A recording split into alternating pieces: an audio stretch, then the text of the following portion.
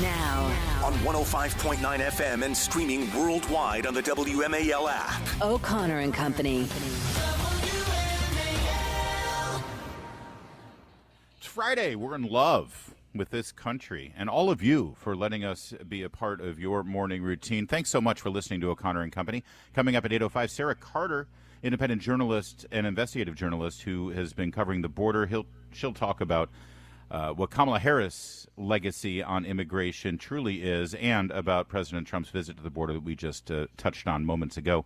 Then at 8:35, Brett Barrett, Fox News Channel. I'm Larry O'Connor with Patrice Onwuka. Good morning, Patrice. Good morning. Happy Friday, Larry. And after covering the DNC this week, it is indeed a Friday. Glad to have that behind us, Patrice. Now, sir, I do have one question here about the situation in this area. Obviously, an assassin tried to kill you. Yeah, the sheriff's Can right I tell now? you something? Sure. We're in danger standing here talking, so let's not talk any longer. No, I know about it, but they don't want me standing here. They don't want you standing here either. Have a good time. Thank you very much. One could look at that as a really elegant way for Donald Trump to end an interview, but of course he's pretty happy to talk to any reporter. And Allie Bradley from News Nation is one of the better border reporters. But it's harrowing to hear those words coming from the president. We're in danger right now. They don't want me talking to you. And then the Secret Service stepped in and rushed him away. Susan Crabtree is a national political correspondent for Real Clear Politics, and of course, it's been proven has pretty great sources within the Secret Service. Susan, good morning. Always great to talk with you. Thanks for joining us.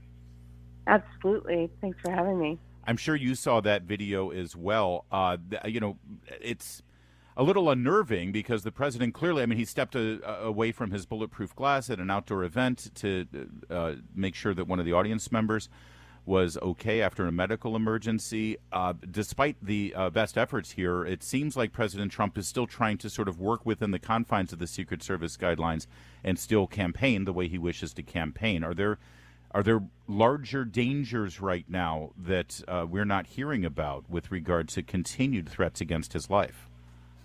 No, absolutely. There has been threats against his life, and as well as his top national security team, Mike Pompeo, his Secretary of State, Josh Bolton, his former NSC advisor, and even Robert O'Brien, when Josh Bolton left.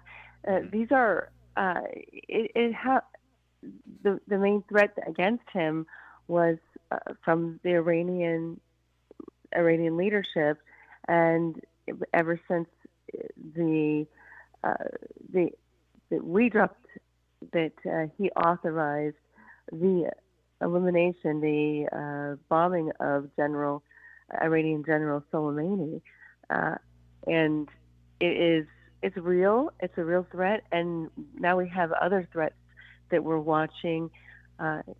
Yesterday, that this man, the president himself, did not find out that the Secret Service was investigating a threat against him, just an individual lone threat from a random person, until he himself, he didn't know about that they were investigating. There was a manhunt until a reporter told him.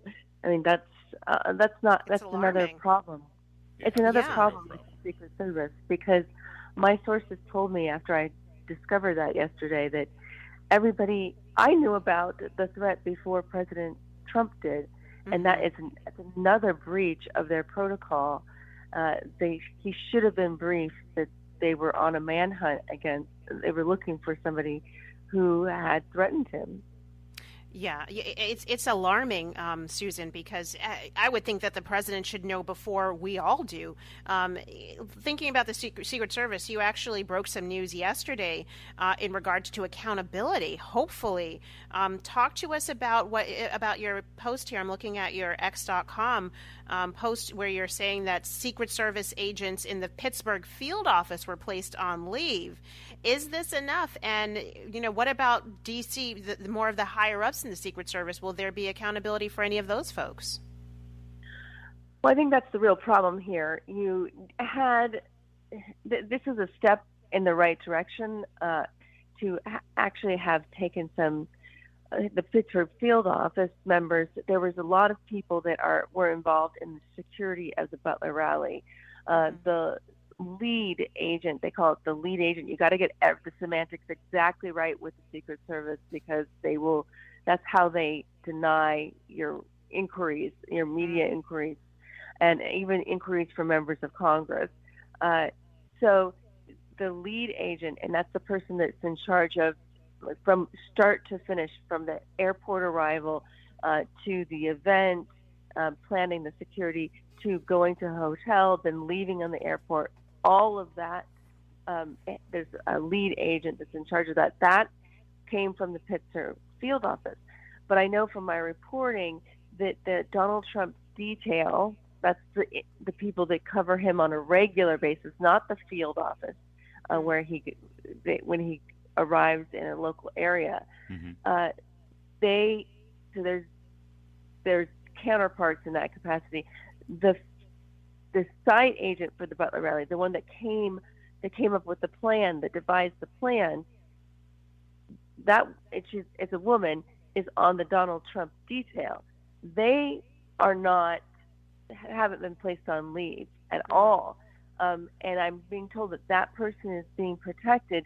So there's a lot of dissension within the ranks, concerns that maybe Pittsburgh the field office is going to take the fall, even though, there's so many layers. Let me ask you this. That is fascinating, and I didn't. Thank you, Susan Crabtree, because that's an incredibly important data point. This unnamed woman who was in charge of this rally and made the decisions, the fateful decisions, on how to cover the building where the sniper ended up taking those shots and murdering an individual and almost assassinating the president. That woman is actually on Trump's detail, continues to be on Trump's detail, and right now those who will be placed on leave come from the local Pittsburgh field office. I guess the question is, was this is it being determined now that this was a failure of execution?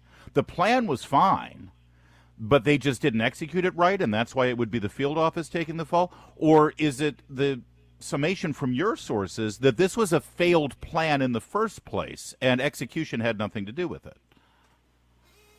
Oh, yeah. Well, the problem is we still have so many questions that are outstanding. More than a month after the assassination attempt, and that actually killed one person, Corey Paratori, right in front of his family. So this was the most egregious security lapse since Reagan was shot in 1981, and there's still fully 5 weeks later, the leadership of Secret Service can't answer that question. Was this a failure of the planning of this rally, or was it a failure of the execution, either from the field office or local law enforcement? They haven't even reached that conclusion yet 5 weeks later? I mean, I don't know, because they're not disclosing it. Their blanket statement to me yesterday, I was very upset that they couldn't even. There were certain things that they could have just told me in general about their practices, and they just issued the most blanket statement saying, "Oh, we're looking into it. We're still looking into it. It's a personnel matter." Wow. But the real question is, why wasn't there a person on that roof? It continues to be. They cannot answer. There's no answer to that. Simple question. But the other issue that is even, to me, more egregious is that there was not a counter sniper unit that was roving around. There was a video that emerged in the last week. We got a better shot of Thomas Crooks, the shooter. He is a very odd-looking guy, a loner, looking like a loner walking around. He has a distinctive look, yes.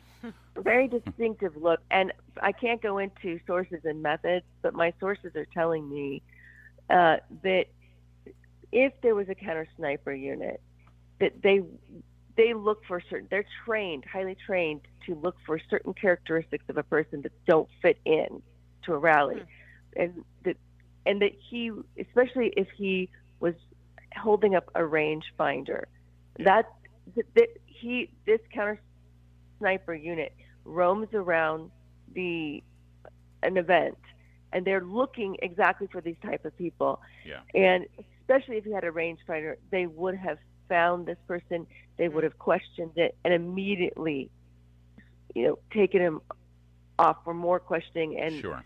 Yeah. and would have interceded. It would have intercepted him. And the fact that they didn't have these counter sniper units is directly a result of acting Secret Service Director Ron Rowe. Basically, he is responsible. We have a whistleblower that came forward that had talked to people, talked to Senator Josh Hawley, and we know for a fact that Ron Rowe is responsible for reducing the counter sniper units by 20%, the resources and the personnel. And so he was asked about whether he was responsible, and they personally used my name.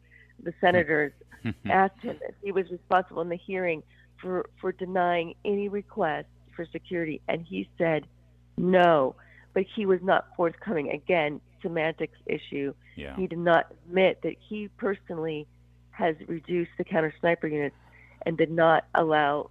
So that meant, he didn't maybe reduce it for that specific event in Butler, but he reduced it 20% overall. So you have to have the precise language, and they parse it when they're under oath so that they can have accountability. Yeah, some deniability. Exactly. We got to leave it there. Susan Crabtree, Real Clear Thank Politics. you, Susan. Always a great conversation. Appreciate your continued dogged pursuit of this story, and eventually we will get the truth about what happened. I certainly hope. Thank you, Susan. If we do get the truth, it'll be because of Susan Crabtree's report.